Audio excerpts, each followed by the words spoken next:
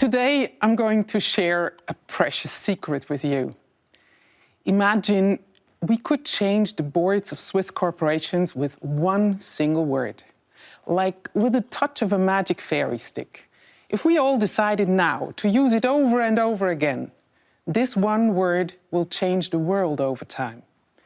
I'm serious. There is one word with the power to change the whole world. And I'll show you how. But before we get there, let's do a reality check together, shall we?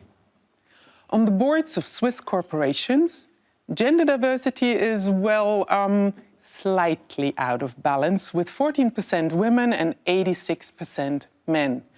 Don't fool yourself by just looking at the largest few doing better. Face the reality.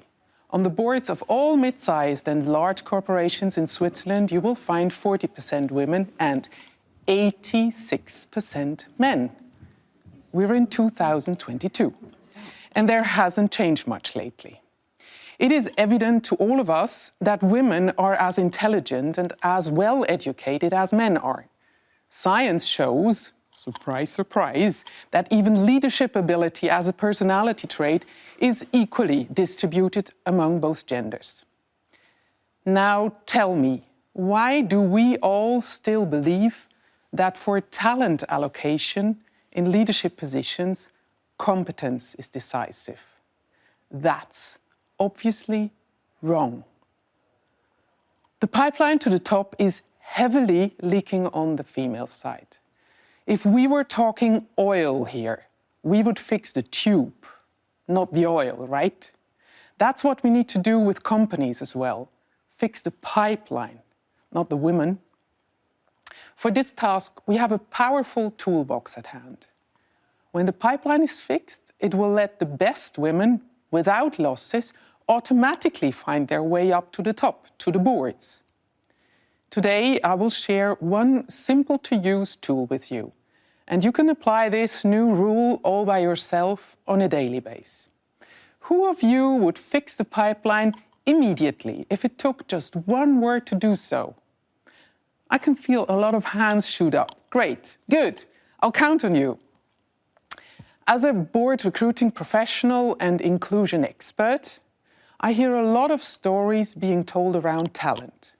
To be honest, especially men love to explain why diversity has not arrived at the top yet. Like Marcus, whom I met last week. He's the chairman of a large engineering group in Switzerland. We met at a dinner party, and he said, "Whenever I see you, Esther, I have a bad conscience. You know, we would really love to have women on our board, but we still have no vacancy available." Who has not heard one of these fantastic mansplaining statements, like the following as well? "Of course we need to include women in top positions, but we just can't find them with the right qualifications." Or, "Sure, we did include women in the recruiting process, but they all stepped down from the challenge." And, "You're right, we might consider someone younger, but you know, people under 50 just don't have enough experience for valuable contributions on boards." You see, we all seem to know exactly why gender equity has been impossible so far. Even worse, we all have accepted those explanations of failure to be true, to be rules.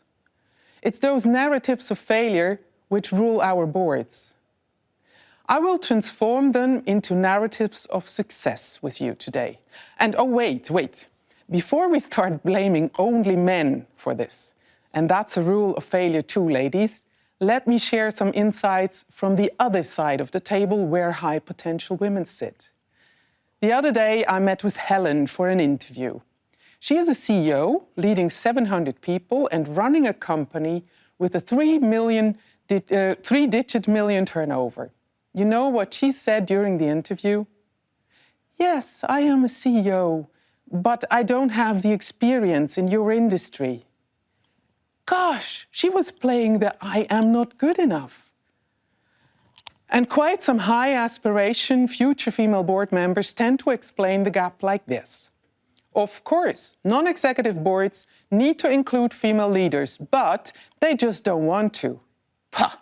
I mean, can you hear the rules of failure speaking? It is our change-prohibiting subconscious talking out loud.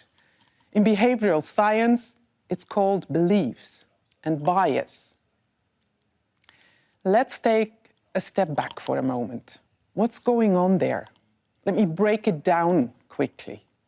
In the first half of every sentence, people say what is socially preferable and desirable. More women in our case. And then comes the censor called but. But is introducing an inner voice. It justifies why change will not happen. It's the defender of the status quo with a template of a perfect board member in our minds. Compared to that supermodel in our head, real people have deficiencies, of course. Especially when they are not like me, the one who is deciding. And on boards, like me, most often is a male former CEO over 55.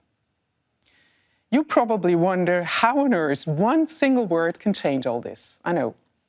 Let me get to the magic now. Let's go back to the boardroom from earlier. You remember? The one with all the buts. What if all we had to do was to replace every but with another 3 letters, A, N, D. We'll try it out together for a start. And you'll decide how this little adaptation changes the world for you. What if Chairman Marcus would say, hey, Esther, we'd really love to have more women on our board. And we decided to put an extra seat at the table. And then his colleague says, of course we need to include women in top positions. And we go the extra mile to find them with the right qualifications.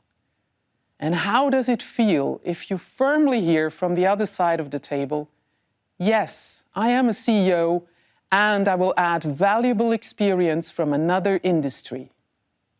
Can you feel that? Can you feel the space opening up? Isn't there less stress and less fear of making the wrong decision? Because as the field of tolerance grows, there is more space to fit in.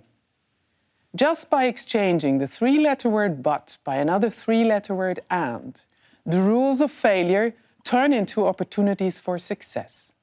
Let me repeat this for you.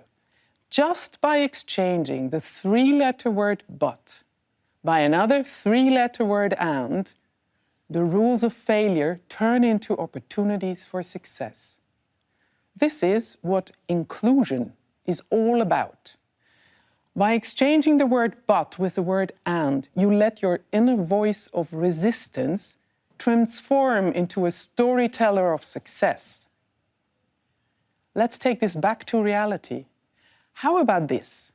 Make it your goal to use one and instead of a but today, and tomorrow, and the day after, and day after day after that. Also invite your environment to do the same, as I do it now with you. That's how, together, we turn one single word into a viral movement for diversity and inclusion. That's magical, isn't it?